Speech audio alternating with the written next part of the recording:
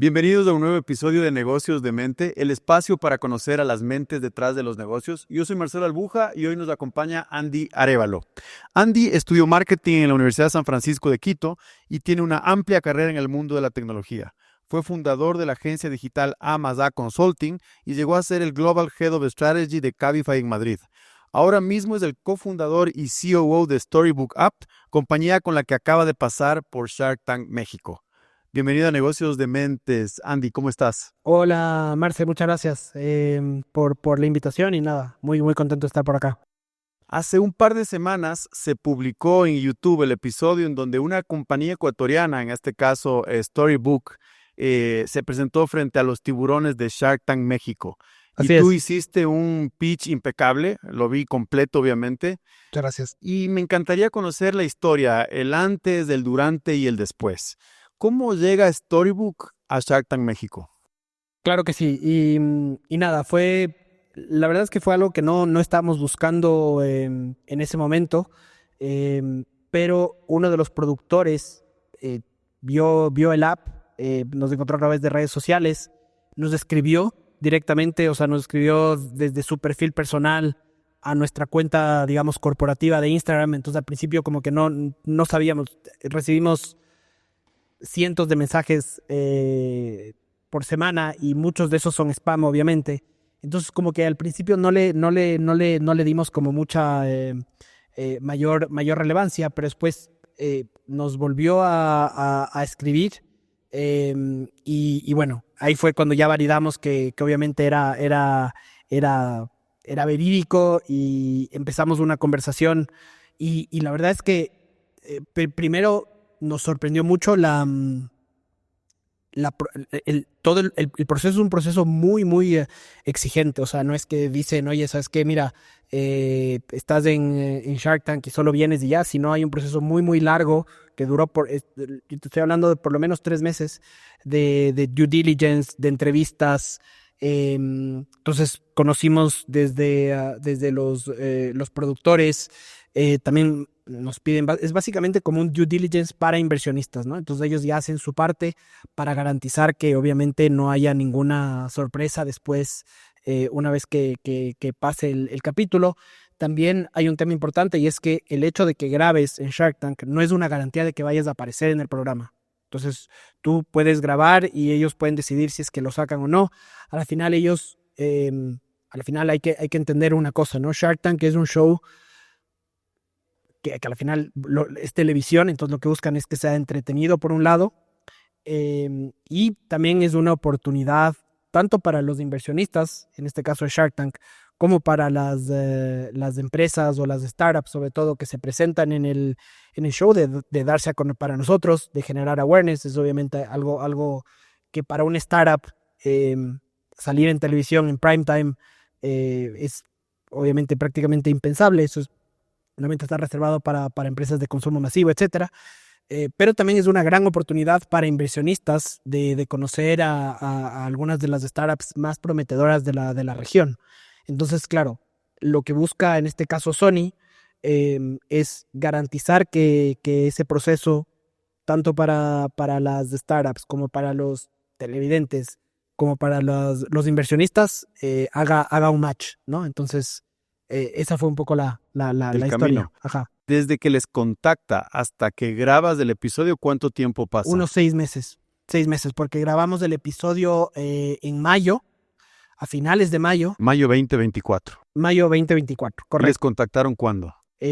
A finales del 2023. Ok. Sí, entonces fue prácticamente unos 6 meses, como te digo, desde que las primeras conversaciones son conversaciones como más informales, o digamos, y una vez que te dicen, ellos pasas, digamos, por ese primer filtro y te dicen, oye, ¿sabes qué? Nos interesa o sea, ya hay como un interés formal en que seamos parte de la siguiente temporada.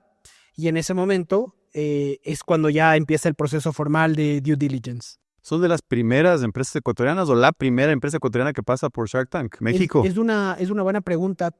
No tengo la respuesta, pero creería que no. Creería que ha habido un par de emprendedores ecuatorianos que han pasado por ahí.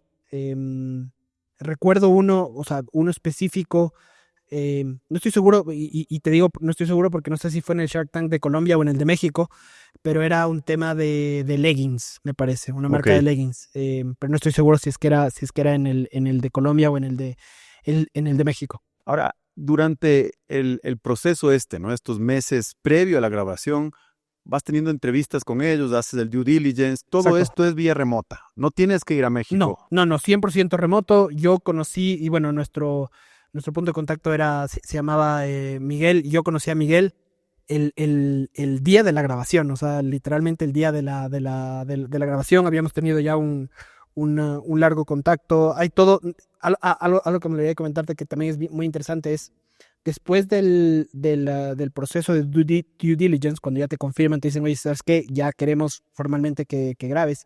Hay toda también una sesión o varias sesiones con los productores para maximizar un poco la oportunidad, ¿no? Entonces te dan un poco tips de, oye, cómo enfocarte. Nunca te dicen cuáles son los tiburones que van a estar, sino ya hasta muy hasta el final. Pero sí te dan ciertas recomendaciones de, oye, mira, cómo enfocarte, cómo hablar, cómo pararte, etcétera. Entonces, en ese sentido, fue un proceso enriquecedor desde el inicio. Pero y te marcan la cancha del tiempo, las preguntas, la estructura del pitch, porque incluso al ver la producción se ve que te dan un espacio para que tú pongas también tú armes el set, ¿no es cierto? Sí. Y pongas adornos, o en tu caso pusiste un par de televisiones, me parece, para mostrar el app. Todo eso se hace también antes, me imagino. Todo eso se planifica antes. Ellos se encargan de todo lo que es la producción del set, o sea, el poner todo lo que ustedes vieron ahí. Sí, la puesta en escena. La puesta en escena, ellos se encargan al 100%. Pero claro, eso es algo que lo trabajamos en conjunto con ellos.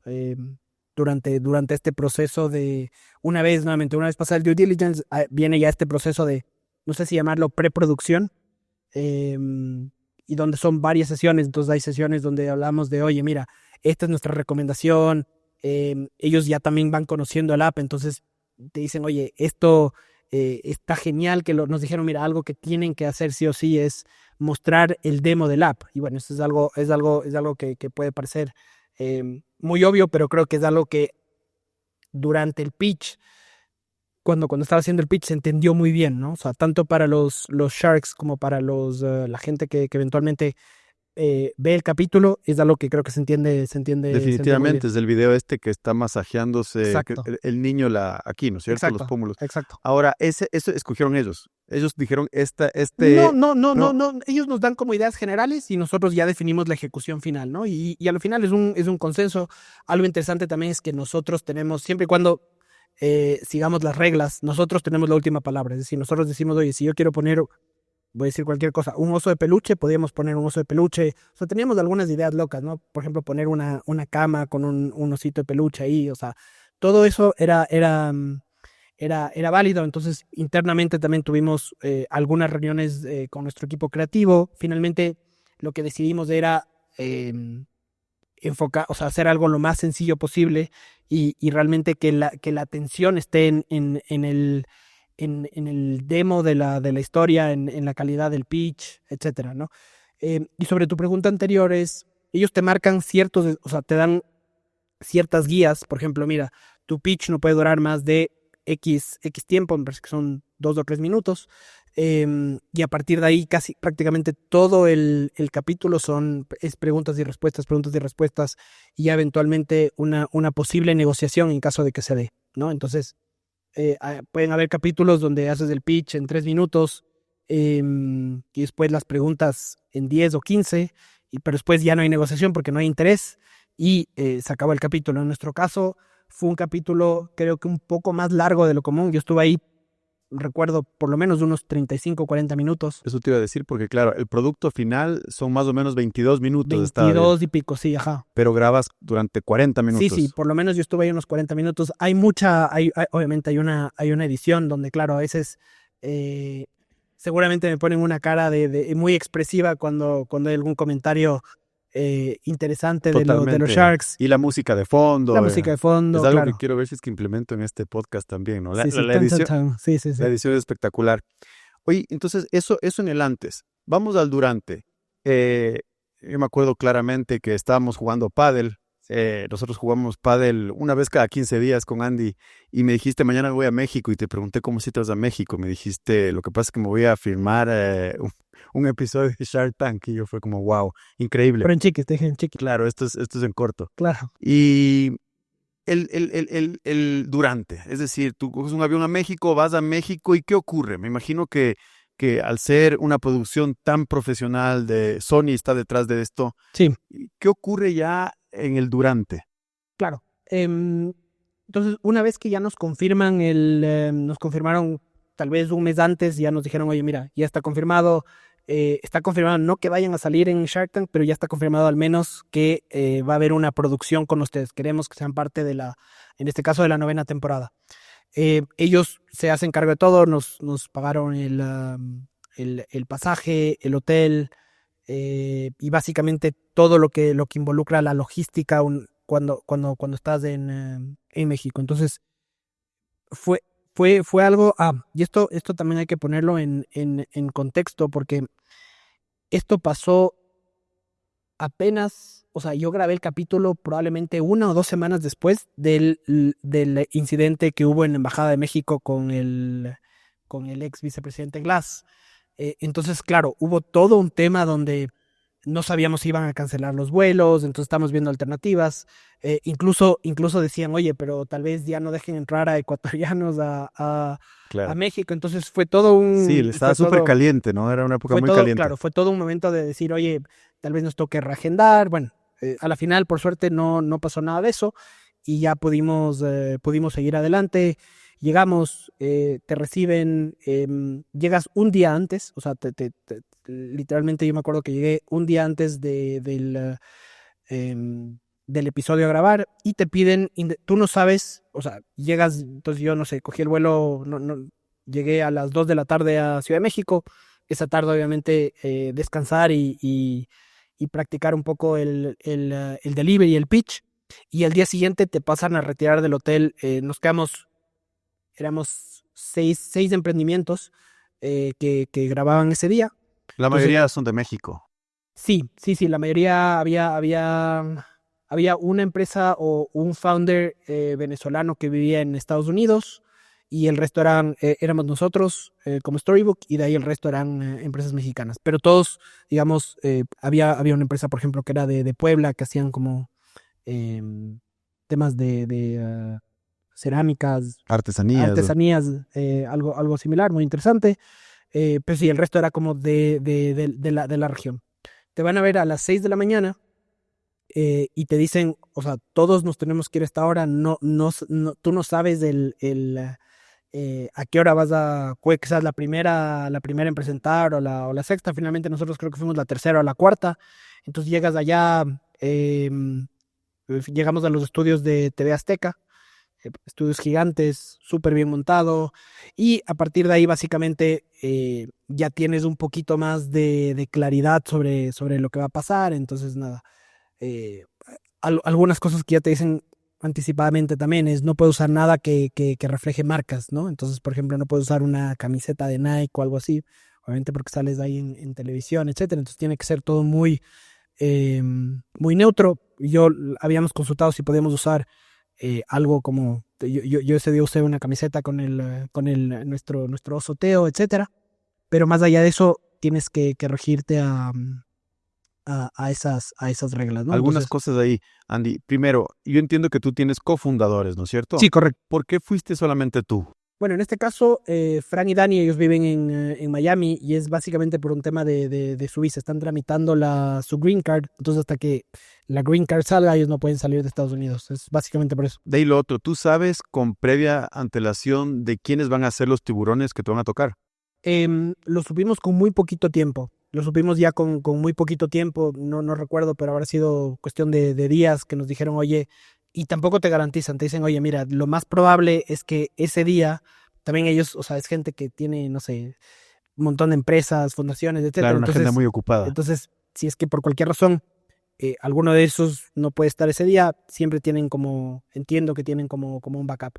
En todo caso, los Sharks que nos habían comentado que iban a estar ese día fueron finalmente los que fueron, y eso obviamente también te permite hacer un trabajo previo de entender quiénes son, cuál es su foco, y también ya vas con una intencionalidad, digamos, más alta de saber, oye, me interesa irme con Carla, o en este caso Alex Torrenegra, porque básicamente eran eh, los Sharks que están más cercanos al mundo de tecnología como tal, ¿no? ¿Quién te tocó de Sharks? Tocó, a ver, Carla Berman. Ella, entiendo, es líder de Google México, ¿no? O tuvo un cargo importante en Google ella México. sí, ha pasado ha sido advisor inversionista de Rappi, Google, Endeavor en México. Entonces ella es como muy, muy cercana al mundo de startups tecnológicas en general. Entonces ella, digamos, entiende bien la parte tecnológica, ¿no? 100%. Y yo te diría que ella en el pitch, ella y Alex fueron los que hicieron las preguntas más muy específicas del nicho de apps, Totalmente. de suscripciones, ¿no? Entonces, Se notó se notaba, claramente, sí. se notó. El otro es Alex Torrenegra. Alex también, que él es colombiano, y él también tiene un montón de inversiones en LATAM enfocadas sobre todo hacia el tema de tecnología. Y entiendes del CEO de Torre, que es de esta empresa de recursos humanos que utiliza inteligencia artificial Sí. para mejorar El o founder, automatizar el reclutamiento. Sí. ¿Y quién fue el tercero? Tienes a Alejandro Lichi, que él viene del mundo de joyería, entonces más tradicional, etcétera. También, obviamente, muy exitoso. Y de ahí tienes a Marisa, que tiene una cadena de pastelerías gigante en México. Y a Alejandra Ríos, que está en el mundo de catering, ¿no? Entonces, claro, Alejandra y Marisa tenían un perfil como similar, más desde el punto de vista de catering o Comida, comida, sí, pastelería, sí, etcétera. sí. Alejandro como más retail, pero además un retail muy de nicho, y de ahí Alex y Carla, que estaban más hacia el lado tecnológico. Entonces tú fuiste, recuerdo yo, que fuiste por Carla y por Alex al inicio, ¿no es cierto? Carla y Alex, sí, porque claro, y la verdad es que, claro, te preparas para un montón de preguntas, pero no tenía, o sea, hay preguntas que, claro, te dicen, oye, ¿y por qué tiburones viniste? Y claro, es una pregunta hace rato súper delicada, porque no quieres tampoco decir, oye, no quieres ya dejarles fuera tú mismo a otros posibles inversionistas, otros posibles partners. Entonces, claro, fue un tema donde yo recuerdo que traté de ser, si es que no sabía algo, y eso lo hemos conversado previamente con Fran, vamos con las cartas abiertas, transparente, ¿no? Súper transparente. Entonces, nos preguntaron, pues, no sé si fue Alejandra o quien nos hizo la pregunta durante el show, y yo dije, por el tema de afinidad tecnológica, creemos que Carla y Alex son como el fit más interesante, pero eso no quita que obviamente cualquiera de ustedes es más que bienvenido. Y ahí creo que esa pregunta creo que nos abrió la puerta para darles o decirles a los Sharks que lo que buscamos, más que obviamente siempre para un startup el capital es siempre importante, es un recurso valiosísimo, al igual que el tiempo, pero era también demostrarles que lo que nos interesaba era aliados estratégicos para abrir o para seguir expandiendo y potenciando nuestra visión corporativa, en nuestro modelo de B2B. Definitivamente. Ahora, antes ya de entrar en el capítulo como tal, ¿cómo preparas un buen pitch? Un elemento importantísimo, obviamente, es conocer a la audiencia. Entonces, bueno, ya conoces a la audiencia, sabes que Carla y Alex son las personas que quizá te entiendan más del concepto de cómo escalar una empresa de tecnología. Conocer a la audiencia es uno, pero ustedes tienen un montón de historias que contar. ¿Cómo eliges la historia correcta? ¿Qué ocurre antes con tu equipo al interno, con los co-founders, para saber qué mensaje quieres expresar en ese momento? Es una buenísima pregunta. Y nuestro pitch en general es, el pitch que dimos en Shark Tank es, a nivel de estructura, es muy similar al pitch que damos a cualquier inversionista en una reunión one-to-one, como digamos, como podría ser ahora, en una reunión virtual. Entonces, la estructura del pitch es algo que obviamente ha ido evolucionando con el tiempo, pero que la hemos tenido casi que bien, bien pulida, ¿no? Em, y ahí básicamente, cómo lo estructuramos nosotros es primero mostrando de manera muy visual cuál es el problema, o sea, cuál es el problema que atacamos. Y hay una imagen que es, creo que muy llamativa, y es esa imagen donde tú ves a una madre y a la hija y al teléfono en el medio, Me acuerdo ¿no? perfectamente, me quedó grabada esa Sí, imagen. y esa es la imagen con la que normalmente iniciamos. Ahora tuve la oportunidad de estar hace poco en Arabia, en Emiratos, haciendo pitch, conociendo partners, inversionistas, etcétera. Y esa es la imagen que nos ayuda a captar la atención de la gente. ¿Por qué? Porque es una imagen eh, en la cual todas las familias, ni siquiera los padres, sino las familias se pueden sentir identificados. Porque ahora ves, sales a comer a un restaurante en familia o con amigos y el 50% del tiempo alguien está en el teléfono o todos están en el teléfono. Entonces realmente el teléfono se ha convertido Una en un barrera. elemento, exacto, en una barrera, en un elemento disuasivo que evita que las personas conecten de una manera humana, Totalmente. ¿no? Entonces, una vez que de manera muy visual llamamos ya la atención, lo que contamos es una historia que puede ser la historia, tu historia, puede ser la historia de tu hermana, de tu amiga, de tus familiares, etcétera, ¿no? Y es la historia donde tienes una madre que tiene, en este caso, que es Carla, tiene dos hijos, tiene un problema, que tiene uno de sus hijos, el hijo mayor, tiene problemas de ansiedad y problemas para dormir. ¿Y por qué digo que es una historia con la cual te puedes identificar? Porque dos de cada tres niños tienen o síntomas, síntomas de ansiedad y o problemas para dormir. Entonces, el momento en el que tú enganchas, digamos, esa imagen que es muy visual y además con la que te puedes sentir identificado con esa historia, que es además de una historia muy sencilla y fácil de entender y de contar, y al resto viene de manera natural, porque muestras el problema y después simplemente dices, y ahí es donde Storybook entra, y ahí es donde mostramos el demo, y ahí es donde me acuerdo claramente en el pitch, y eso es algo que pasa siempre cuando conversamos con inversionistas, sobre todo cuando son padres. El momento en el que cuentas la historia, claro, se quedan así como intrigados, y cuando muestras el demo, siempre se les sale una sonrisa. Y eso me acuerdo clarito, cuando estaba ahí, obviamente entras al tanque, estás como nervioso, dices, hijo de madre, y eso, y ojo, te dicen, en mi caso no fue necesario, pero te dicen, si es que hay algo donde uno de los sharks estornuda o pasa algo de eso, o tú no te sientes cómodo con alguna cosa, podemos parar un rato y volver a regrabar. Entonces, claro, eh, entras igual súper nervioso y todo, porque además quieres causar una buena impresión a los sharks, etcétera. Em, pero el rato en el que ya cuentas la historia y ves las sonrisas, ya automáticamente ya sientes esa conexión, esa empatía, entonces ya dices, ok, ya están como claros en nuestra solución, ya tienen como eh, esa visión de lo que hacemos. Y yo creo que uno de los factores del éxito en Shark Tank fue que ellos se identificaron con nuestra misión. Más que, o sea, porque al final el producto es la extensión o el resultado de nuestra misión. Pero yo creo que ellos lo que pasó fue que se enamoraron de la misión y de ahí el resto fue como más natural, ¿no? Y se nota que ellos conectaron también porque muchos de ellos son padres y conectan y les pasan y viven eso, en esos Sí, problemas. Yo me acuerdo que también durante tu pitch se rieron cuando les dijiste que se peleaban los hijos por irse a dormir sí, primero, ¿no? sí, sí, sí, Entonces, sí. como que esas cositas conectan porque obviamente es lo que vivimos los padres en el día a día. Claro. Luego de que presentas la solución, es decir, ya ven el app en la pantalla, ¿cómo cierra tu pitch? O sea, una vez que está la solución, ¿qué pasa después?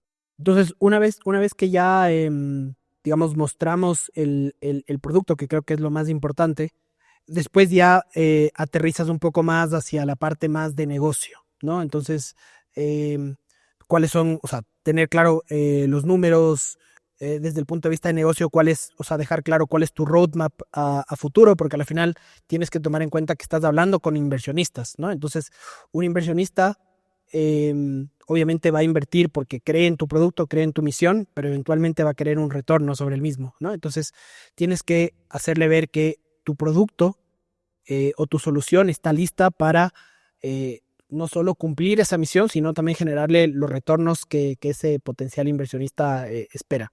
Entonces, es bajar del producto hacia básicamente como de manera lo más sencilla posible, lo más clara posible, un roadmap de negocio con el que ellos se puedan sentir cómodos. Ahí les cuentas del tema este del B2B. ¿O Ahí, eso respondes cuando no, ya te preguntan? eso me parece que fue, ¿Con qué cierras? una, Una pregunta, ¿no? una pregunta, exacto.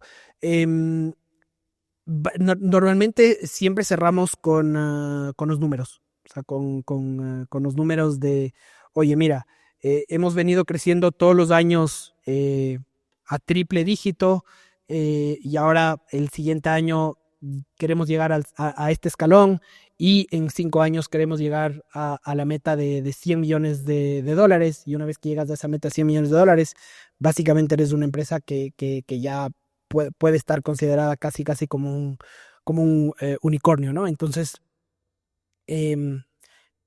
una vez que muestras eso, ahí es cuando se abre una caja de preguntas de, oye, chévere, porque al final el papel aguanta todo, y ahí es donde entra toda la parte ya de preguntas de, ok, y eso es muy difícil de detallarlo en un pitch de 2 minutos, tú no vas a explicarle a un inversionista cómo vas a lograr este step by step, pero ya a medida que te van haciendo las preguntas, ya les puedes ir, digamos, desmenuzando un poco ese plan de negocios, ese roadmap hacia los próximos 3 a 5 años.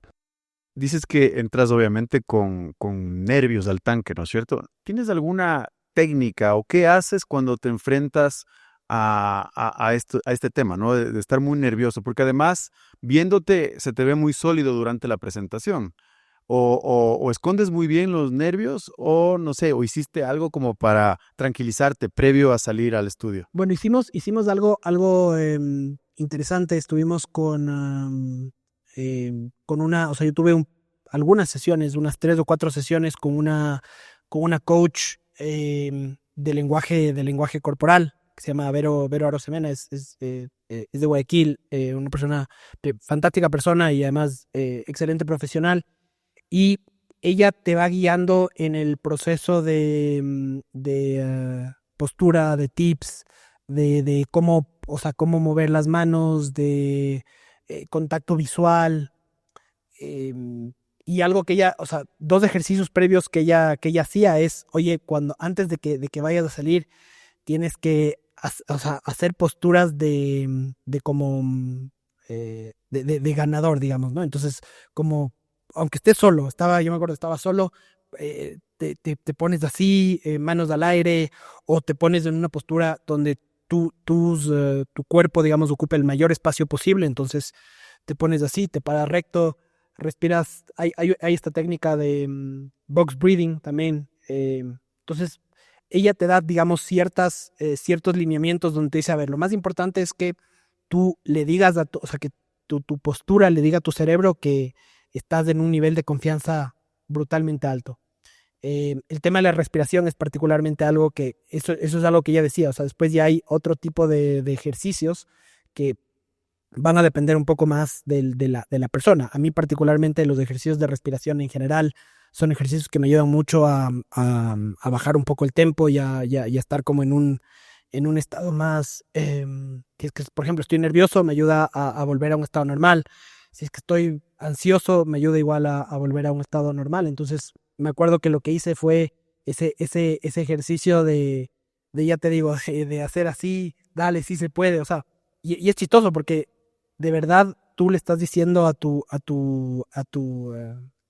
cuerpo, o sea, tu cuerpo le está diciendo a tu cerebro, oye, este man está con un rush de adrenalina y de autoconfianza brutal. Entonces, eso creo que sí te ayuda son pequeños como hacks que te ayudan a entrar con más confianza, sin duda. Y de ahí, obviamente, el tema de entrar con respiración. Y la verdad es que algo que también, obviamente, ayuda mucho es cómo se porta la gente que está a tu alrededor en ese momento, ¿no? Y la verdad es que la gente en este caso, la producción, la gente de Sony, puchas, un 10, o sea, te ayudan en todo momento, quieren que estés lo más cómodo posible.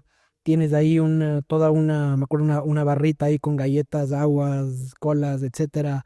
Si quieres tomarte un café, un té, lo que sea. Entonces te hacen sentir realmente cómodo, te dan ellos mismos la palmadita en la espalda diciendo, oye, dale, you got this. Y a partir de eso, creo que todo ese cúmulo de cosas hace que haya entrado con confianza. Obviamente eso no quita que, me acuerdo clarito, estaba obviamente nervioso. Qué bueno que no se notó.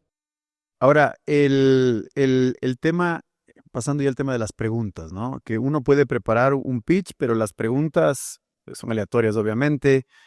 Tú ya me imagino que te preparaste con algunas preguntas. Sí, sí, sí, sí. Muchas de esas te habrán preguntado, otras no. Hay una pregunta que creo que te hace Alex Torrenegra, que te dice, ¿tienes alguna empresa similar a Storybook y algún caso en el cual otra empresa ha comprado una empresa similar a Storybook? ¿Cuál sería? Y claro, obviamente en el show ponen tu cara, ponen la música como para crear un momento de tensión. ¿Tienes ya la respuesta a esa pregunta? Sí, sí, sí, a ver, y es algo que en ese momento, claro, te quedas como bloqueado, pero nosotros tenemos varias, digamos, referencias de apps, que es donde nosotros eventualmente quisiéramos estar, en los próximos años.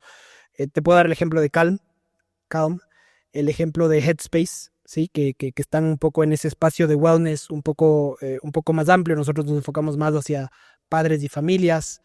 Hay también empresas, otras empresas que están creciendo a un ritmo. Halo es una aplicación que tiene igual, enfocada hacia oraciones, pero es muy enfocada hacia el nicho católico. Entonces, oraciones católicas.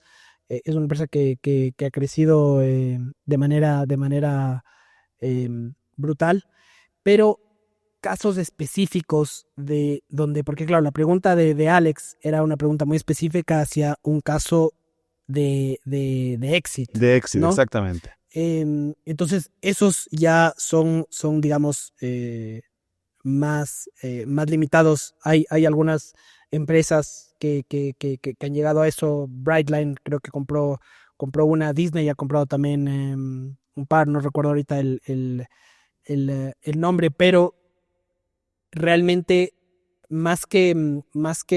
porque claro, eventualmente queremos hacer un éxito, eventualmente queremos, si es que no es un éxito, sería aunque creo que el camino más probable para nosotros sería un éxito, eventualmente también puede ser un IPO, pero más que pensar en esa empresa que ya que ya hizo eso, creo que, en ese momento hubiese sido mucho más sencillo, responder con algo más contextual de, oye, mira, hay empresas a las que, a las que vemos como benchmark, como espejo, que son Calm, Headspace, Halo también en este caso, y es ahí donde quisiéramos estar, porque ahorita Calm es una empresa que está valuada en más de 2 billones, tienes a Headspace que es igual, ya más un unicornio, y de ahí tienes empresas que tal vez están un pelín más alejadas, de la parte específicamente de wellness, pero ahorita hay una app que todo el mundo o mucha gente probablemente conoce, que es tremendamente exitosa, que es Duolingo, ¿no? Y de Duolingo hemos buscado implementar muchos temas, sobre todo a nivel de los loops de CRM, cómo gamifican también la experiencia. Y esa es una app que hizo IPO el año pasado, y ahora en la bolsa le está yendo tremendamente bien, ¿no? Entonces, y hay muchas métricas, a pesar de que no es exactamente el mismo espacio, muchas métricas que compartimos como apps de suscripción, ¿no? O sea, por ejemplo, y algo que te puedo decir de lo que estamos súper orgullosos cuando comparamos, hay algunas métricas importantes. Una, de las que más cercano medimos es el qué porcentaje de los usuarios que prueban tu app se convierten en suscriptores pago. En nuestro caso, en Estados Unidos, si medimos iOS de Estados Unidos, es casi el 50%, que es una locura. Entonces, ¿qué significa eso? Que si nosotros logramos que un padre pruebe Storybook y damos el periodo gratis de 7 días, lo más probable, o sea, hay una altísima probabilidad de que se convierta a un suscriptor pago. Y ese porcentaje nos ubica, y eso no es algo que Apple nos da esa data, nos ubica en el top 1% de apps en el mundo que tienen ese nivel de conversión, ¿no? Entonces, nuestro reto está justamente en hacer que más padres prueben el app, porque sabemos que una vez que prueban, lo más probable es que terminen comprando. Claro, es una métrica fundamental. Ahora, justo en el momento de las preguntas te hicieron bastantes con respecto a números. Sí. O sea, entraron mucho a los números. ¿Cuál fue la pregunta como más complicada, si quieres? Aparte de esta de Torre Negra. O sea, la de Torre Negra obviamente me cogió creo que descolocado, y nuevamente ya viendo en retrospectiva hubiera sido una respuesta relativamente fácil. Pero de ahí, en temas de números, la verdad es que tengo siempre los números súper claros en la cabeza, porque al final es nuestro día a día. Entonces, por ahí, lo que sí no me esperaba, o no nos esperábamos, era que, porque habíamos visto igual otros capítulos y veíamos un poco el tipo de preguntas, y no nos esperábamos una conversación tan técnica. Entonces eso fue una sorpresa, ¿no? Entonces, preguntas que, por ejemplo, nos hicieron también alrededor del, que fue algo que tampoco esperábamos, alrededor del cap table, alrededor de cuánto han levantado ya, etcétera. Normalmente no es algo, o sea, preguntas tan específicas no es algo tan común. Pero de ahí, a nivel de números, más allá de que esperábamos, obviamente, ciertas preguntas más de base de, oye, ¿cuántos usuarios tienes?, etcétera. Ya cuando te empiezan a preguntar sobre específicamente Unit Economics, o sea, no era algo que esperábamos, pero era algo que, como te decía, ya lo tengo en la cabeza, porque es algo que lo revisamos día a día, ¿no? Claro. Y luego de la fase de preguntas viene la fase ya de la inversión, ¿no es cierto? De negociación, De negociación.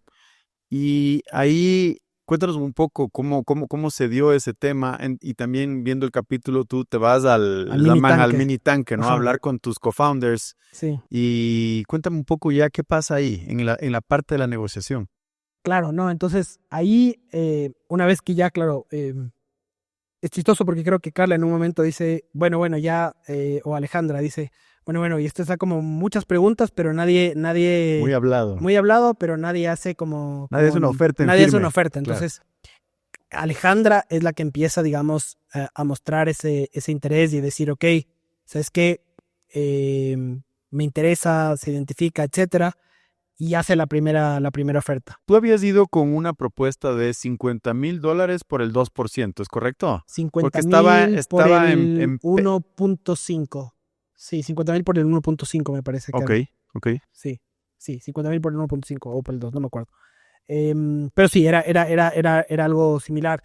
Lo cual, claro, porque nosotros, nuestra última valoración, digamos, formal, fue en el 2023, y fue una valoración con un cap a 12 millones.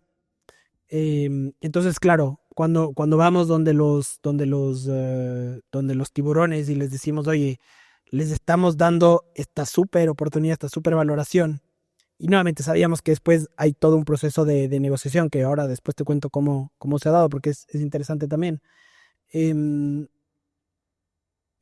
O sea, no nos interesaba realmente el capital en sí, sino, por un lado, el poder tenerlos a ellos como socios estratégicos para B2B, y evidentemente también la parte de awareness, ¿no? Entonces, o sea, no vas por el ticket económico, que a ver, nunca cae mal, ¿no? Pero sí. $50,000, 2%, entiendo, tu cap está en 12 millones, habías levantado 4 millones, según lo dijiste. Sí. Entonces, claro, $50,000 no mueve tanto la aguja. Totalmente. Entonces, lo que buscas es otras cosas. Sí, totalmente, ¿no? Y eso es algo que creo que ellos se dieron cuenta muy rápido. Incluso Alex en un momento me dice, oye, seguro, o sea, como que no vienes acá solo por publicidad y creo que quedó claro nuestro mensaje. Y la verdad es que, bueno, como te decía, ese es un capítulo que grabamos en mayo y este año, sobre todo la segunda mitad del año, ha sido un año donde hemos enfocado muchos esfuerzos en el lado justamente de B2B, en el lado corporativo.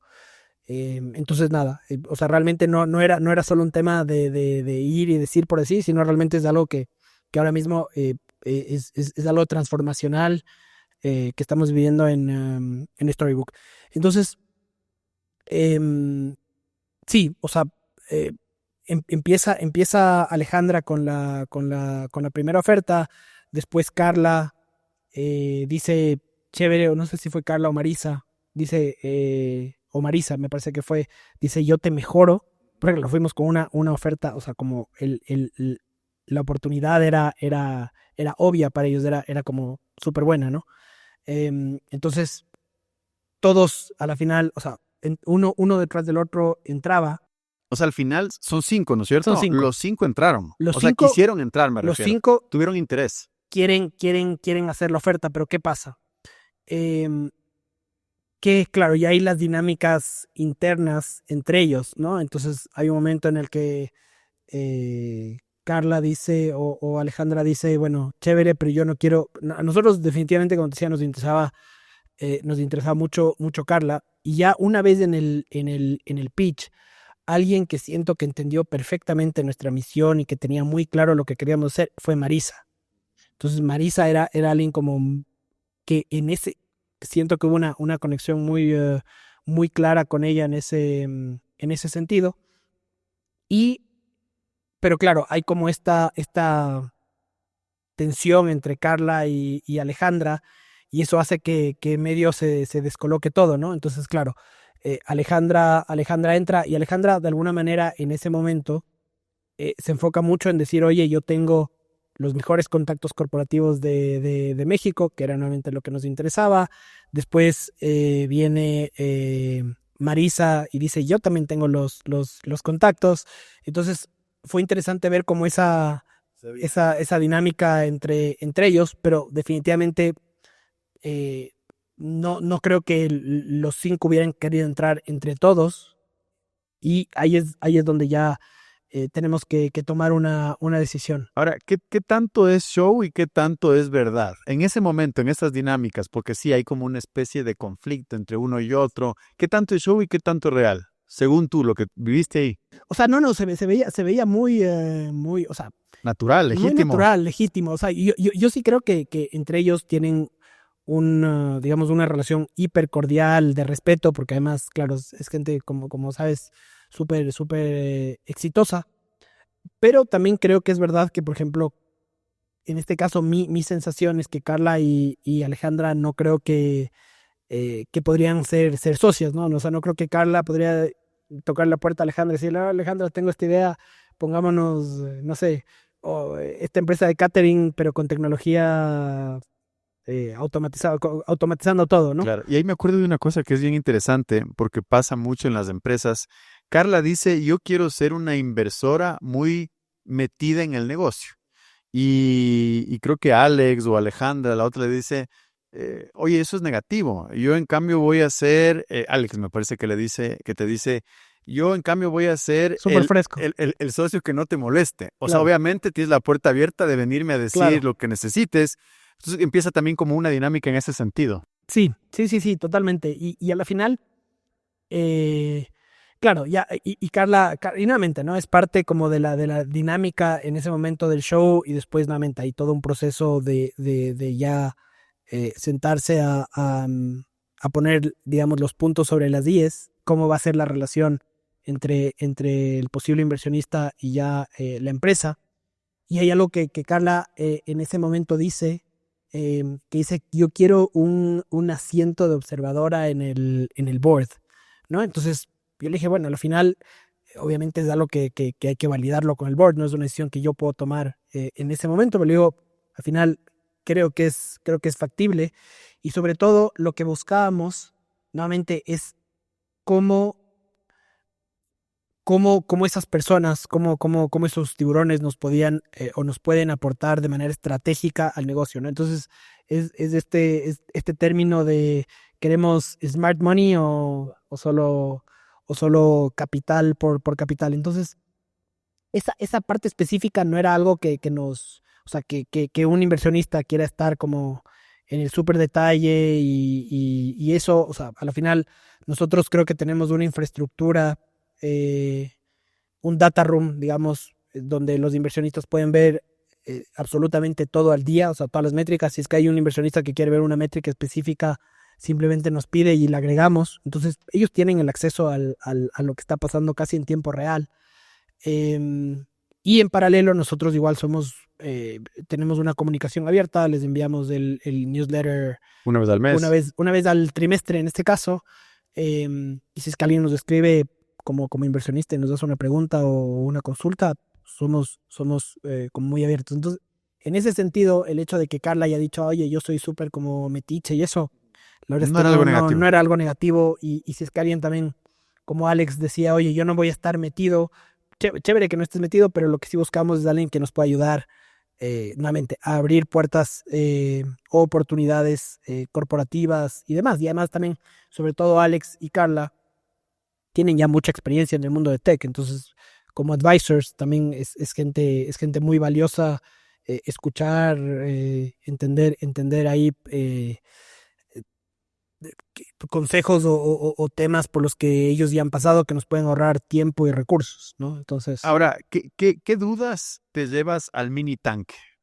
¿Cuál es la...? Porque claro, hacen la oferta, pero ¿qué dudas tienes que tú consultar con tus co-founders? claro, y eso es chistoso porque claro, cuando ya vi el capítulo, yo en el mini tanque estuve como 2 minutos hablando con Fran y Dani. O sea, esa conversación sí hubo, eso fue real. Fue real, 100% Ellos real. estaban en Estados Ellos Unidos, estaban tú en México y hablaban. 100% real. Y es chistoso porque, claro, antes te ponen ahí el teléfono con un número.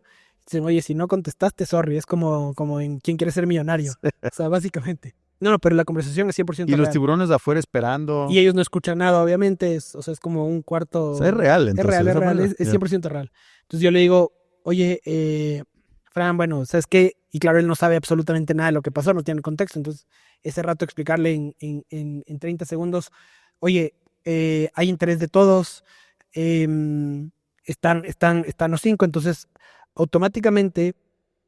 y otra cosa que esa fue una sensación mía ya ya como parte de la dinámica de Shark Tank, es el último en entrar en hacer la oferta fue Alejandro Lichi de las joyerías. Pero claro, yo siento que él entró porque ya todos, o sea, fue como fear of missing out. O sea, yo creo que él fue factor FOMO. Sí, porque sí, él hizo pocas preguntas y a la final, sí, no sentí que era como... Entonces ahí automáticamente ya dije... Ahí le descartaste. Ahí lo descarté ya mentalmente, Ya. dije, él como que... Claro. Sí, entonces bueno. Entonces entro al mini tanque y le digo, mira, Fran, tenemos este tema. Y como, claro, yo, y viendo en retrospectiva, habíamos hablado tanto del mercado de México, que dije, oye, tal vez lo mejor va a ser irnos con Marisa, con Alejandra y con Carla, ¿no? Y en ese momento decidimos con Fran dejarle afuera a Alex, que era una persona que al inicio lo veíamos como... Dejarle fuera a Alex Torrenegra. Alex Torrenegra, eso decidimos en el mini tanque. Ya, y quedar, claro, e invitar a las 3 mujeres. Invitar a las 3 mujeres. ¿Por qué tomaron esa decisión? Un poco fue por la dinámica de cómo se venían dando las cosas y porque Alex en un momento dice, yo no te puedo ayudar con contactos en México. Porque dice, él no tenía los contactos en México. Entonces, un poco también para ser consistentes, yo decía, oye, tal vez lo mejor en este caso, o sea, y también hay una cosa, que ya en el tanque te conocen y después puedo hacer un contacto por fuera, ¿no? Entonces yo decía, oye, si nos vamos con Marisa, con Ale y con Carla, tenemos ya cubierto México y eventualmente después igual Alex ya nos conoce, podemos tener una conversación, digamos, para el resto de la TAM, para Colombia, o entender cómo nos podemos de ahí complementar, ¿no? Entonces, tomamos esa decisión, salgo, les digo, bueno, ya tenemos una decisión y sé qué, entonces les digo, bueno, vamos con Alejandra, Marisa y Carla. Y ahí es cuando ya se arma el tema donde dice, creo que fue Alejandra que alza la mano y dice, bueno, yo no quiero ir Con Carla. con Carla. Ujú. Entonces, claro, ahí medio que ese rato ya no puedes volver a mi tanque, entonces ese rato tienes Te toca a ti resolver. Claro. tienes que tomar la decisión.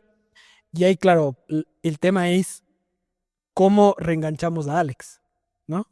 Entonces ahí fue que, por suerte, se fue dando medio naturalmente también entre ellos, porque Carla dice, yo les dije, bueno, ¿y cómo te sentirías tú, Carla, Marisa, con Alex? Y los dos dicen, hermoso, ¿cómo te sentirías tú, Alex? Y Alex está como, dice, Un poco resentido. Claro, dice, chuta, obvio. pero me dejaste fuera. Yo le dije, y nuevamente fui honesto, le dije, mira, te dejamos fuera porque nuestra prioridad es México, pero creo que igual nos puedes aportar mucho fuera de eso, ¿no? Entonces ahí es cuando él dice, me alegra escuchar esa respuesta porque se nota que no solo vinieron por el tema de publicidad. Entonces nada, así fue que se terminó dando Y a la final, ¿con quién te quedaste? Con Carla, con Alex y con Marisa. Sí. Buenísimo. Se termina el programa, grabas el programa, Sí. les das la mano. ¿Y qué ocurre después? Porque claro, alguien puede pensar que esto es solo un show y que no pasa nada y que no les Claro. vuelves a ver y que no hay la plata. Claro, ¿Qué pasa realmente después de que ya se graba el episodio? claro. Entonces, bueno, ahí hubo un momento de silencio medio largo, o sea, porque claro, después ellos, o sea, de la productora te dicen, oye, no me llames, yo te amo. O sea, sí. Entonces, ellos esperan a terminar de grabar todos los capítulos, y una vez que termina la producción de los capítulos, que creo que fue alrededor de finales de junio, ahí es cuando ellos empiezan a ponernos, digamos, en contacto con las distintas personas de los representantes, digamos, ya sea de Alex, Carla o Marisa, ¿no? Entonces, empezamos a tener las conversaciones con ellos alrededor de, probablemente habrá sido septiembre, o sea, fue un momento donde sí se pasaron dilató. unos 5 meses. Sí, Yeah. unos 4 meses, Yeah. sí. Y es básicamente, es lo que es, o sea, se demoran. Entonces, ya una vez de ahí, claro, nosotros también internamente decíamos, claro, no podemos obviamente justificar que un inversionista entre a una valoración 3 veces menor a la última o 4 veces menor a la última valoración formal. Entonces, estamos viendo las mejores, y ya teníamos una idea más o menos de cómo hacerlo a través, por ejemplo, de advisory shares o algo similar, o a través del pool de stock options, para que no haya, digamos, ninguna afectación al cap table. Ustedes están incorporados en Estados Unidos como Sí, empresa. en Delaware. En Delaware. Uh-huh. Ajá, entonces, digamos, ya teníamos algunas ideas de cómo ir estructurando.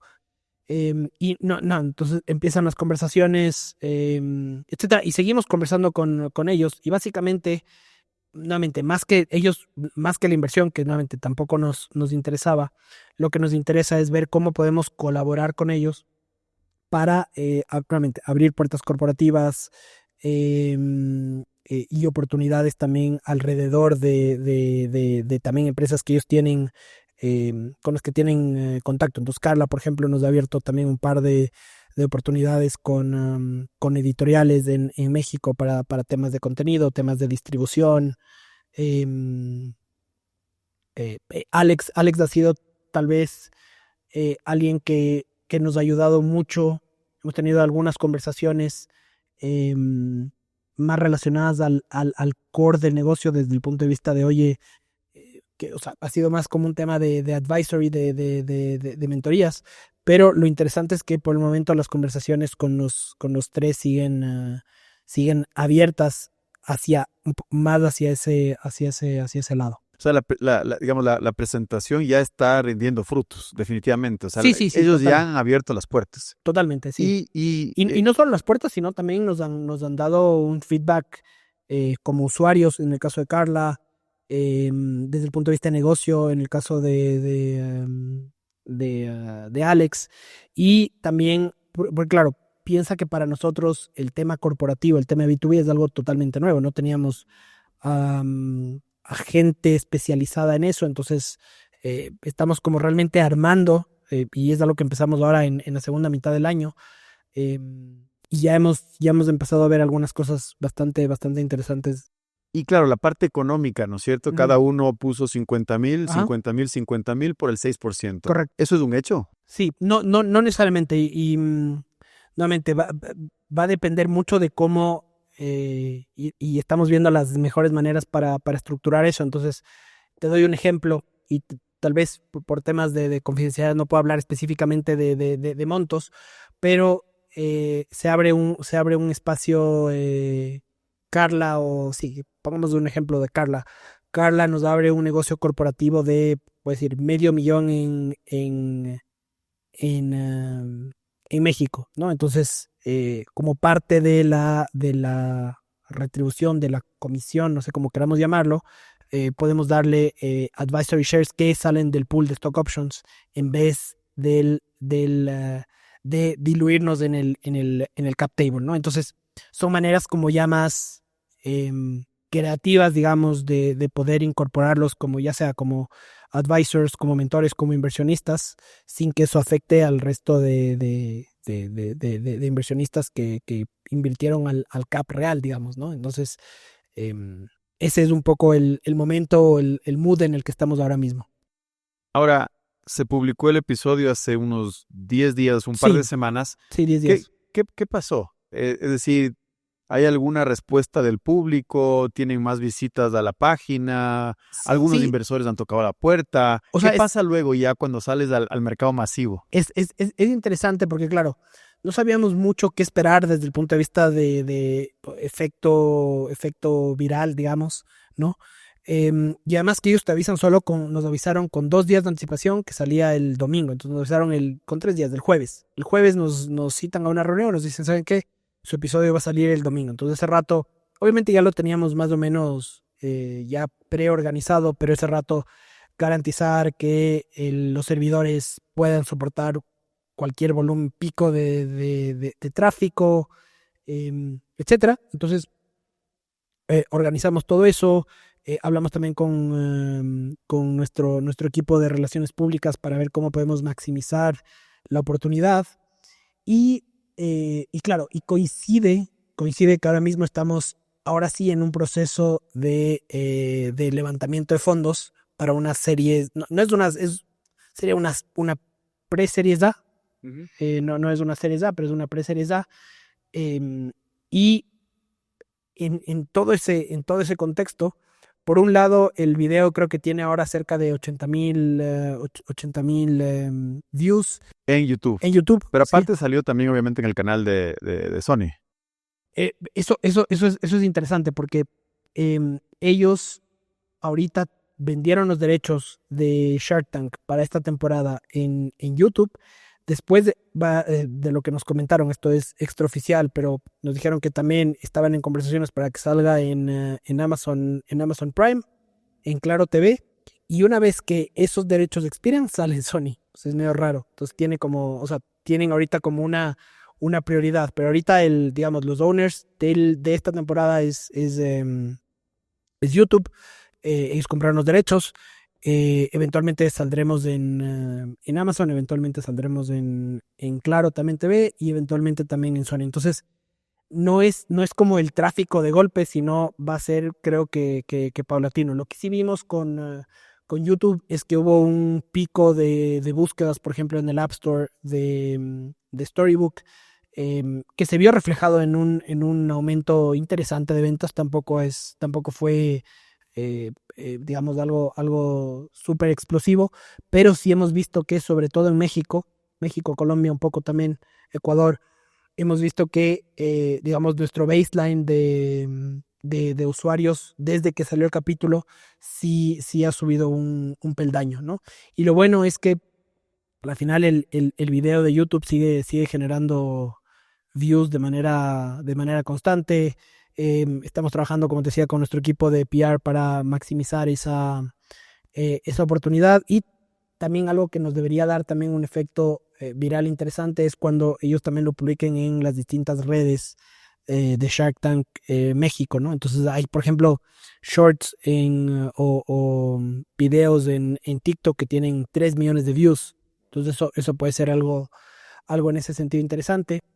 Y en general, y eso es algo que nos habían ya comentado desde antes, es que Shark Tank México es en general en el mundo online, es el Shark Tank en el mundo más, con más alcance y más viral, incluso más que el de Estados Unidos, en medios digitales. Entonces, en ese sentido, nada, esperamos, no es un tema de que explota, pero sí es un tema donde vamos a ir viendo, creo que olas y como peldaños de crecimiento y de awareness. También nos ayuda mucho para la gente que todavía no nos conoce, el hecho de estar en Shark Tank. Digamos, tú como padre ves un producto, dices Storybook, nunca había escuchado hablar, tal vez no te da tanta confianza porque, o sea, nuevamente, nuestro reto está en hacer que el usuario, que los padres prueben la app, pero ya cuando ves un sello como el de Shark Tank, de alguna manera te ayuda con esa validación social, esa validación de, ok, si esta empresa apareció en Shark Tank, seguramente hay algo de legitimidad detrás, ¿no? Entonces, en ese sentido, creo que hay muchos aspectos positivos. Y te daba el contexto de que estamos en esta mini ronda, digamos, de levantamiento de fondos, porque eh, el hecho de que hayamos salido en Shark Tank aceleró mucho las conversaciones y es chistoso porque se genera ese factor de FOMO, ¿no? Entonces, ya nos ha ayudado a cerrar también un par de tickets. Entonces ha sido en general, creo que una experiencia súper positiva y donde vamos a seguir viendo, digamos, el resultado más allá de obviamente habernos llevado a tres eh, mentores y posibles advisors, inversionistas súper interesantes. Nos ayuda también desde otros lados, ¿no? Desde el tema de validación, desde el tema de obviamente generar awareness y generar también este pico no pico, pero este incremental de usuarios y descargas que viene de manera orgánica gracias a eso. Excelente. Hablemos un poco más de Storybook. Para la gente que no conoce, ¿cuál es el elevator pitch de Storybook, Andy? A ver, Storybook es básicamente, y nos gusta usar esta analogía, has visto que hay muchas empresas que dicen, somos como el Uber o el Airbnb. Nosotros somos como Calm o Headspace, pero para familias. Entonces, básicamente lo que tenemos es un ecosistema de contenido que incluye audiocuentos, ejercicios como de meditación, afirmaciones, música que incluye ruido blanco y playlists de música clásica, etcétera, para ayudar a los padres a que su rutina de sueño sea más rápida y fácil. Eso es básicamente lo que es Storybook. Tú te sumas al equipo de Storybook como co-founder, digamos, tardíamente o después, ¿no es Sí, sí, cierto? sí. Cuéntanos un poco la historia de cómo nace Storybook. Claro, claro que sí. A ver, la historia, o sea, es una historia muy, nace de una crisis familiar de Dani y Fran. Entonces, bueno, Fran acá em, era el CMO de Honda, acá en Ecuador. Se gana una beca en ese momento para irse a estudiar a Australia su maestría. Ya estaba casado con Dani, tenían 2 hijos chiquitos. Entonces, claro, súper emocionados, se van a Australia, dejan todo acá. Claro, en Australia están al otro lado del mundo, otra cultura. eh, Frank en ese momento estudiaba y trabajaba al mismo tiempo, Dani sola en la casa con los niños. Entonces, nada, crisis familiar porque los niños no dormían. Dani estaba perdida, digamos, desde el punto de vista como madre, ¿no? O sea, cómo le puede no sentía que conectaba con los hijos lloraban, no dormían, ansiosos, etcétera. Entonces, claro, Dani empieza a explorar temas de, oye, ¿cómo puedo conectar mejor con los hijos? Y ahí descubre el poder del afecto físico, ¿no? Porque le recomienda a una vecina, no sé si es que era vecina o amiga cercana que ya se hicieron con el tiempo, le recomienda tomar un curso de masaje infantil. Entonces toma el curso de masaje infantil, empieza a aplicar las técnicas de masaje infantil con los niños y ve que hay un cambio casi que inmediato oye, están durmiendo mejor, están menos ansiosos, están más tranquilos. Y después empieza a combinar, o sea, Dani tiene un talento natural para crear para contar historias, ¿no? Para escribir. O sea, es 90% de nuestro contenido ha sido escrito y producido por Dani.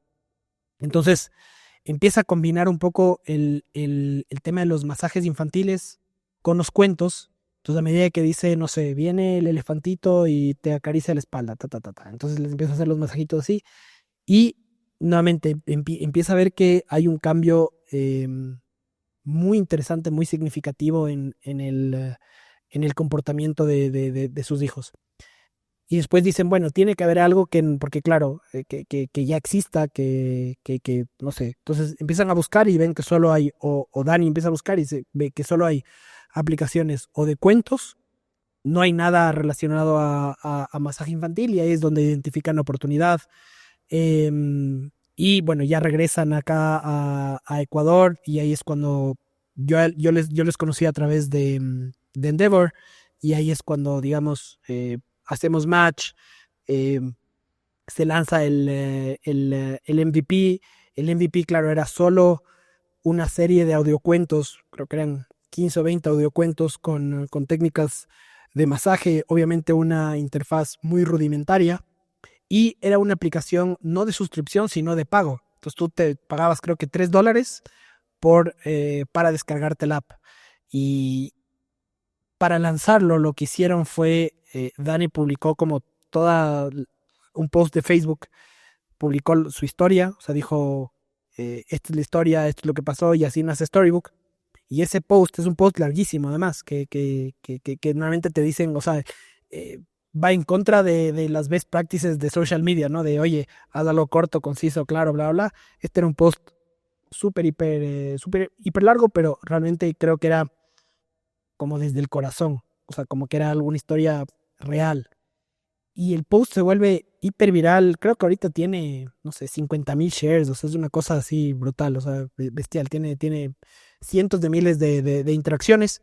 Y ese digamos, es el post que permite que Storybook despegue. Entonces, creo que el primer día tuvieron, ya te digo, era pago, o sea, ya tenías que pagar, tuvieron como 300 o 400 descargas, que en esa época era una locura para una aplicación pago. Y después empieza ya a evolucionar el producto. Yo me uno al principio como, digamos, estaba ya Dani, Fran, el resto de temas se terciarizaba, tecnología, etcétera. Y yo me uno en ese momento primero como advisor, después entré con un ticket pequeñito como un inversionista ángel. Y después cada vez más me fui involucrando digamos, en las operaciones, en el día a día, hasta que ya decidí unirme a tiempo completo hace un poquito más de 3 años. ¿Qué trae cada uno de ustedes a la mesa? Cada uno de los co-founders. ¿En qué es fuerte y qué crees que en qué crees que agregan más valor? Em, es una súper buena pregunta. A ver, Dani definitivamente diría que es del alma de Storybook, es del ADN. Ella es la que escribe, la que produce el contenido y al final, si te pones a ver, Storybook es una aplicación de contenido, o sea, es un ecosistema de contenido. Es como, si es que Netflix, por más de que tengas la plataforma más tecnológica del mundo, si no tienes el contenido ahí, que no es producido por Netflix, pero si no tienes ese contenido, básicamente tienes una plataforma vacía. Entonces, Dani es eso, Dani es como el alma de Storybook en el sentido de que ella es la que crea el contenido.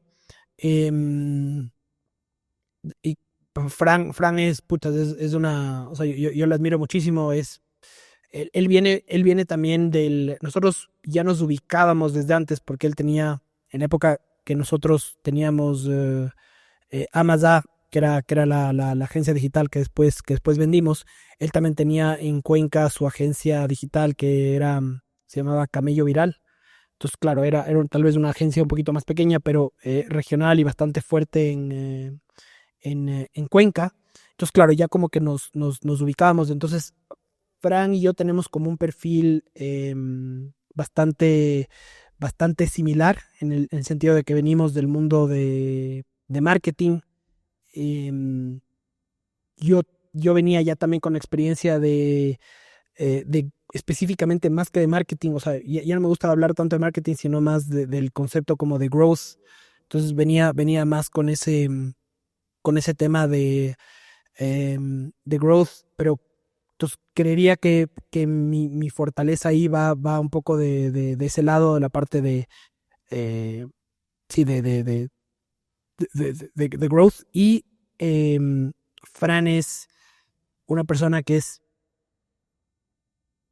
o sea, no he visto a nadie mejor que para construir relaciones, o sea, construir, por ejemplo, el tema de fundraising, el tema o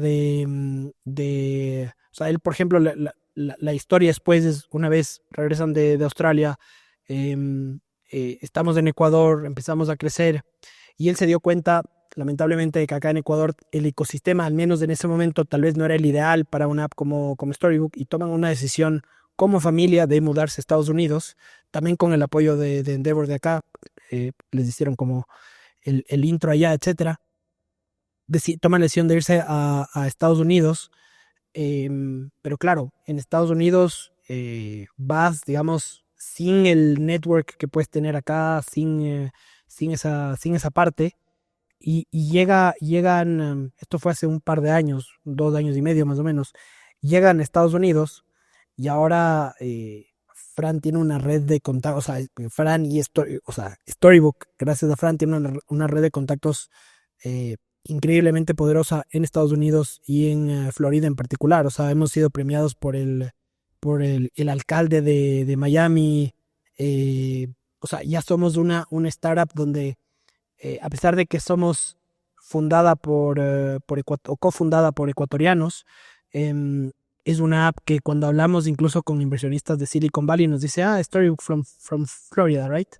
Entonces, creo que esa es como, más allá de muchas otras cosas, pero esa parte de Frank es de lo que admiro muchísimo. Incluso entiendo que Frank logra la inversión de Jason Calacanis, ¿no? Jason Calacanis es uno de los inversores más importantes en Estados Unidos, fue de los primeros tickets de Uber, de Calm.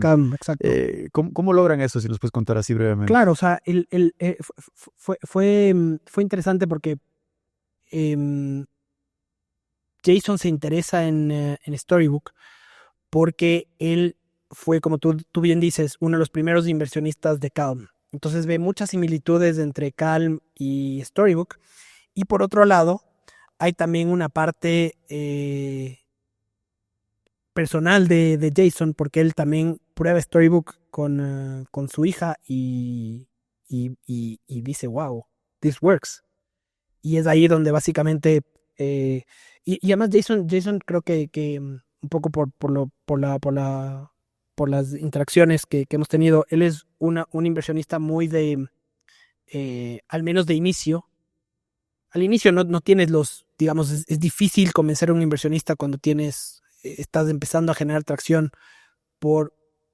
solo por tus unit economics, ¿no? Tiene que haber algo más poderoso detrás. Y creo que hay dos factores en los que Jason se enamoró de Storybook. El uno es el founding team, y ahí Fran tuvo un rol, obviamente, él fue el fronting, entonces esa parte fue, él dice, yo no invierto en la empresa, invierto en las personas que están detrás de la empresa y en lo que creo que pueden llegar a lograr y en la misión, nuevamente, ¿no? Y eso es un poco volviendo al tema del pitch en Shark Tank de México. Yo creo que el momento en el que al inicio del pitch ellos entendieron nuestra misión, el resto se volvió mucho más fácil porque ya cuando eres una empresa tan mission driven, obviamente los números tienen que acompañar, pero se vuelven un pelín menos relevantes dependiendo del stage en el que la empresa esté, ¿no? Porque al final, si tú tienes una misión clara y el inversionista dice, a ver, este equipo es el mejor equipo para resolver este problema y tienen una misión tan metida, digamos, es parte ya de su ADN, que van a hacer lo que sea para lograr eso.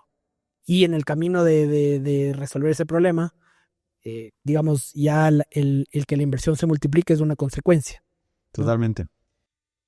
Hablemos, Andy, del futuro de Storybook. Entiendo, estuviste por Abu Dhabi, entiendo que el futuro va por el B2B, por eso tu participación en Shark Tank, esta prueba en Abu Dhabi también, que ya nos contarás.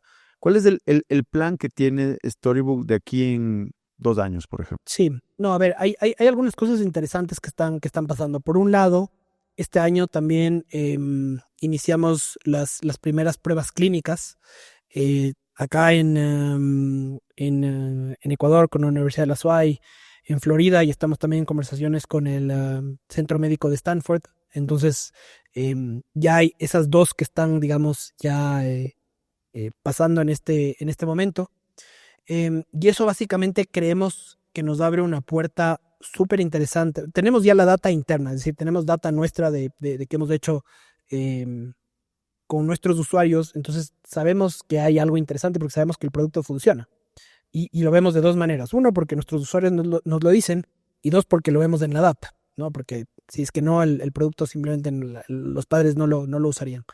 Pero el hecho de que ya podamos validar esto desde un punto de vista formal con pruebas clínicas, eso nos abre un mundo de posibilidades desde el lado de B2B con el aspecto más de healthcare, ¿no? Entonces imagínate que con los clinical trials logramos que los seguros en distintos países, en Estados Unidos, que es nuestro principal mercado, por ejemplo, eh, puedan cubrir Storybook. Entonces ya el price point, Estados Unidos, la suscripción anual cuesta más o menos $80 al año. Pero ya si cubre un seguro y puedes expandir un poco el ecosistema, por ejemplo, dando no solo Storybook, sino también sesiones con psicólogos infantiles una vez al mes, que en Estados Unidos eso te cuesta, no sé, $200, $300 por consulta, y haces un package, y en vez de que Storybook te cueste 80, te va a costar 1000, pero tienes acceso a una o dos sesiones al mes con un psicólogo clínico, tienes acceso a todo el ecosistema de Storybook y te paga el seguro, multiplicamos por 20, bueno, no por 20, por 10, por 15 el ticket, el, el, el, el lifetime value del usuario, y rompemos la principal barrera, porque sabemos que la principal barrera de uso ahorita de Storybook es del precio.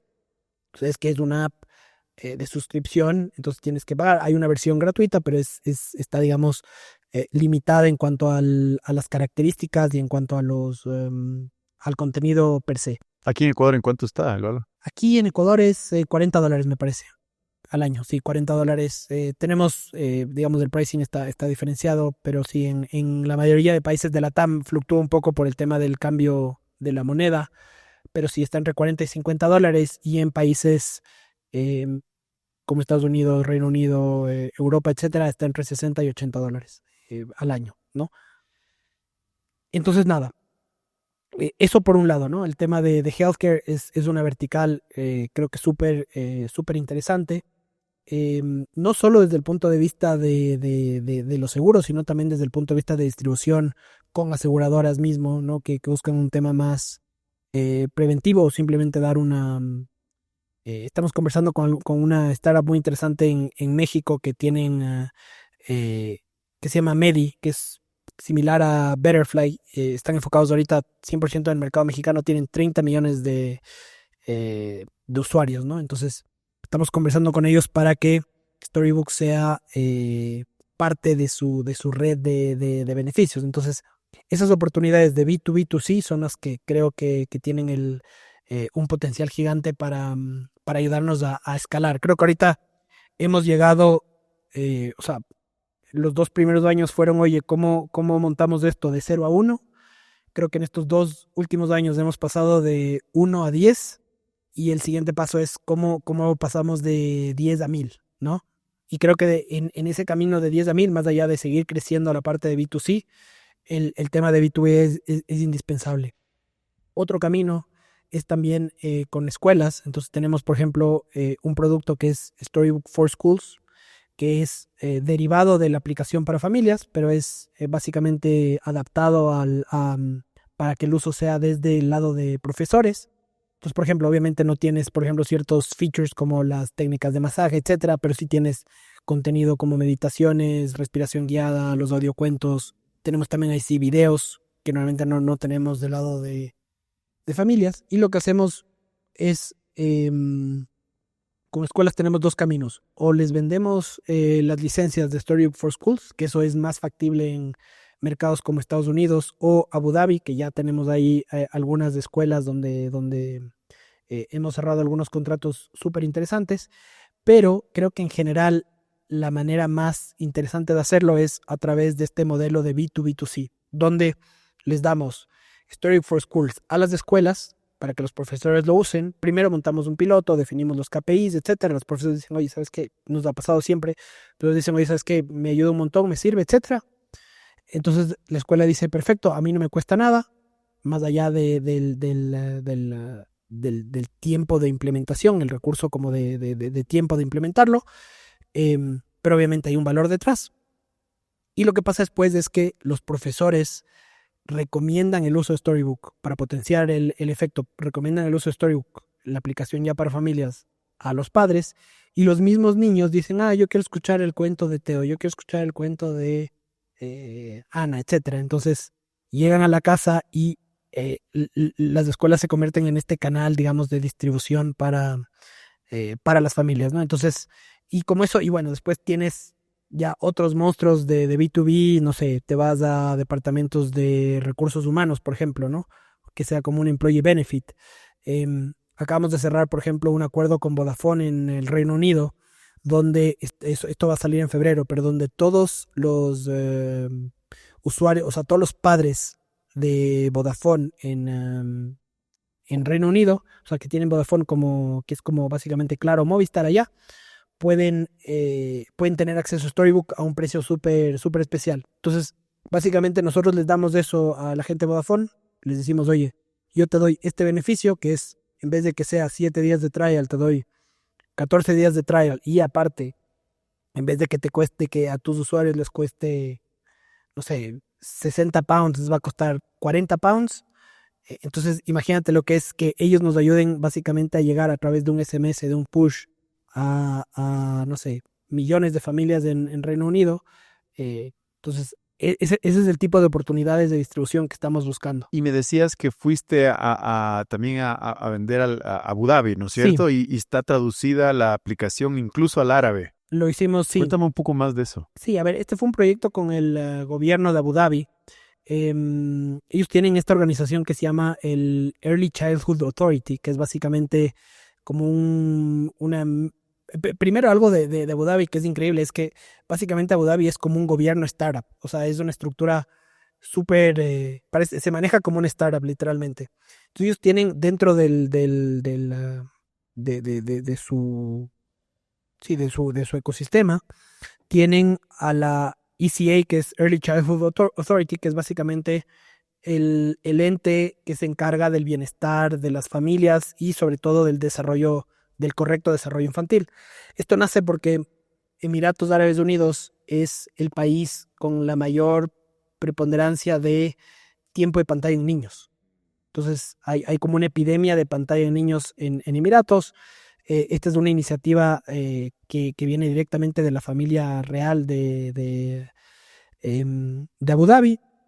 Entonces, nada, tenemos una alianza con ellos, donde básicamente querían, o sea, les encantó el producto, etcétera, y lo que querían era que localicemos nuestra solución para Emiratos. Y en este caso no solo es de Emiratos, sino es toda la región o sea, la MENA region, ¿no? O sea, tienes ahí Arabia, Qatar, Egipto incluso. Entonces tienes ahí un acceso a 600 millones de personas. Básicamente sí, 100 millones de potenciales familias que tienen hijos entre 0 y 12 años. Y básicamente, claro, entonces fuimos primero en febrero, estuvimos ahí un mes y medio, fue, digamos, el kick-off del proyecto, del piloto. Nos reunimos ahí con un montón de gente, contratamos también a tenemos una coordinadora ya que es parte del equipo, y ahora también acabo de regresar de allá, que estuve casi 2 meses entre Emiratos y Arabia, porque justo en finales de septiembre, inicios de octubre, fue el lanzamiento oficial de la aplicación en árabe, ¿no? Entonces aprovechamos para ir allá para hacer como un lanzamiento un poquito más oficial con ellos, y además que ellos también desde la ECA, que es un ente público, nos han abierto las puertas a colegios, estamos trabajando con una organización también que se dedica Storybook funciona muy bien para niños, familias y niños que tienen autismo. Eso es lo que hemos descubierto un poco en el camino. Nunca lo habíamos pensado así, pero y ahora estamos también con la parte de los estudios clínicos, de entendiendo por qué Storybook funciona también para ese grupo de personas. Entonces, justo en Emiratos estamos trabajando con una organización que se enfoca en dar soluciones para este grupo. Entonces, nada, ha sido como una oportunidad y una caja nueva. Algo interesante es que no hay, o sea, si tú te vas de Estados Unidos, te vas acá a LATAM, tienes varias soluciones. El mismo Calm tiene ahora tiene una parte de Calm for Kids. Tienes aplicaciones como Moshi que también tienen solo audiocuentos. Entonces hay varias soluciones que tienen un poquito de Storybook en distintas. Hay aplicaciones que, por ejemplo, te cobran $30 o sí, $40 al año solo por tener opciones de ruido blanco. Nosotros tenemos eso como es como casi un accesorio, pero que igual se usa bastante. Entonces, el hecho es que, claro, en Estados Unidos y acá sí tenemos, es un mercado más competido, sin duda. A pesar de que no hay una solución que integre todo, sí hay aplicaciones que tienen un poquito de cada cosa que tiene Storybook.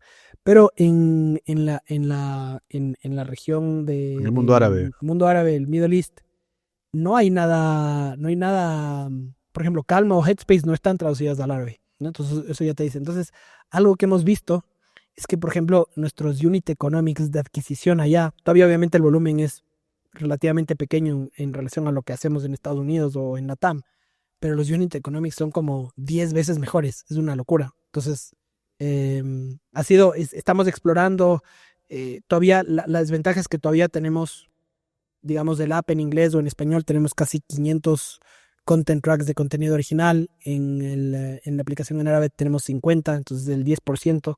Entonces, algo que tenemos que ir escalando con el tiempo. Increíble, Andy.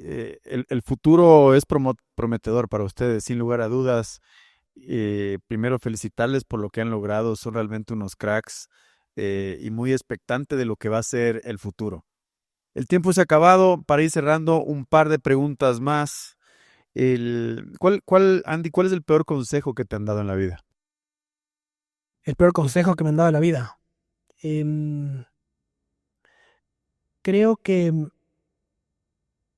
es algo que tal vez viene un poco de la familia, que es, oye, tienes que, y es algo que creo que nos inculcan desde chiquitos, que tenemos que siempre caerle bien a todo el mundo y esforzarnos por ser, eso creo que nos vuelve, y es algo, creo que a mí me chocó mucho cuando fui a España. Creo que aquí la cultura nos vuelve desde la familia un poco people pleasers, ¿no? O sea, como que queremos siempre, y por eso también tenemos esa tendencia a decir sí a todo y quiero caerte bien y Y con quiero la que piel delgada también. con Si la nos piel, dicen algo directo, no lo sí, tomamos sí, sí, necesariamente estamos ahí. bien, ¿no? Entonces, claro, eso para mí cuando fui a España fue un shock, pero me ayudó a cambiar un poco ese mindset de, oye, o sea, obviamente no es, o sea, si es que yo te digo, oye, ¿sabes qué? Me encontré con algún amigo en común, me encontré con el Santi y me dijo, oye, que el Marce es un bestia y me cae pésimo y eso. Obviamente que de alguna manera te va a afectar, ¿no? Pero creo que no sé si alguna vez me lo dijeron como consejo, pero sí creo que aquí en general, desde la familia, desde el sistema educativo, te crían para que tú siempre quieras, o sea, que te importe mucho lo que piensa el resto y que te importe mucho eh, el siempre solo caerle bien a las personas, cuando en realidad el tiempo que uno pasa pensando en los problemas del resto o en el resto es tan mínimo que debería como importarte lo mínimo. Y eso es algo que yo aprendí un poco a la fuerza en España, porque allá la cultura es una cultura mucho más directa. La gente, yo estaba acostumbrado a, oye, si me pasaban en Cabify al inicio, por ejemplo, claro, había todo el trabajo que quieres, todo el trabajo que quieras. Entonces, si tú decías sí a todo, después priorizar se volvía imposible y después todo era urgente, todo era importante, ¿no? Entonces, creo que el cambiar esa parte del mindset hace que primero estés más tranquilo contigo mismo, o sea, mentalmente estés como más tranquilo, más enfocado, y sobre todo creo que ya desde el punto de vista de output de tu trabajo, em, creo que puedes priorizar mucho mejor, porque ya no tienes que decir que sí a todo y te enfocas en lo que realmente importa. Nosotros, por ejemplo, eso es otra cosa. En Storybook tenemos y viene derivado de esto, tenemos probablemente a la semana yo tendré unas 5 o 6 horas de reunión máximo, ¿no? En los anteriores trabajos tenía probablemente el 90% de mi tiempo era solo en reuniones. Y eso te dejaba muy poquito tiempo para ejecutar, para probar, para realmente hacer que las cosas pasen. En una reunión no pasa nada. Para cerrar, Andy, para alguien que quiere lanzarse a emprender, ¿qué consejo le darías? Que se la crea. O sea, esto es algo que hablamos con otro founder la semana pasada. Y es algo, por ejemplo, a mí me encantan en general los deportes, ¿no? El fútbol, el tenis, etcétera. Y había leído una estadística que me sorprendió, que decían, si tú obviamente les quitas a los monstruos del tenis, tipo a Federer, a Nadal, a Djokovic, que han sido el Big Three de los últimos años, la diferencia entre los primeros 50, salvando esos ya son Outliers, o sea, deslotados, claro. ¿no?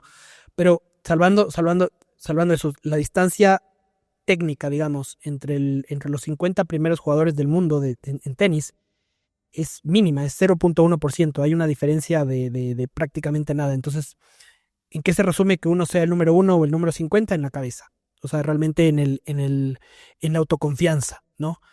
Y ahí, y eso lo puedes ver también creo que los deportes deberían estudiarse también desde este punto de vista, ¿no? Cuando tú ves un partido de fútbol que tú dices, está ganando, yo soy hincha del Real Madrid, por ejemplo, ¿no? Entonces, está ganando el Manchester City 2-0, faltan 5 minutos y el Manchester City es mejor equipo, probablemente jugador a jugador es mejor, tiene un mejor técnico, pero el momento en el que reciben ese gol al minuto 90, se desmoronan.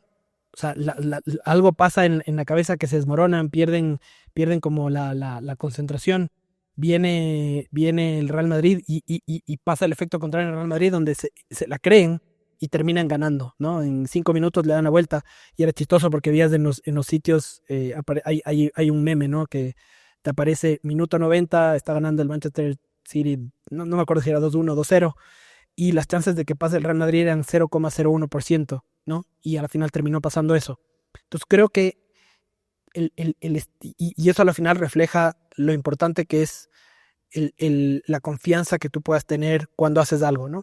Entonces, cuando hablábamos, por ejemplo, de salir al pitch, el hacer esto, el respirar, etcétera, es buscar llenarme de confianza en ese momento, porque si hubiera ido así todo tímido, hubiera dicho, bueno, hola, soy Andy, ni sé qué, o sea, ya desde el tono de voz, ya, o desde el lenguaje corporal, tú ya muestras un poco esa parte, ¿no? Pero eso es imposible si es que no tienes el tema de la cabeza, de la autoconfianza, de creértela, porque a la final, si es que tú no te la crees, ¿por qué el resto te va a creer? ¿No? Entonces es como, para mí es cómo puedes trabajar en tu autoconfianza, para lograrlo. La diferencia ahorita entre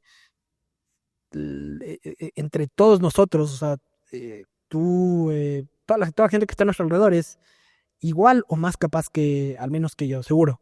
Pero creo que algo que he ido ganando con el tiempo es, pucha, dale, o sea, que sí, creérmela, o sea, y a veces es difícil, ¿no? No te digo que sea un camino de rosas, pero creo que es eso. Creérsela, definitivamente. Eso es algo muy importante. Nada, aquí vamos a cerrar, Andy. Muchísimas gracias por tu tiempo y tus ideas. Muchas gracias a ti, Marce. Un gusto y nada, nos vemos pronto en el Padre.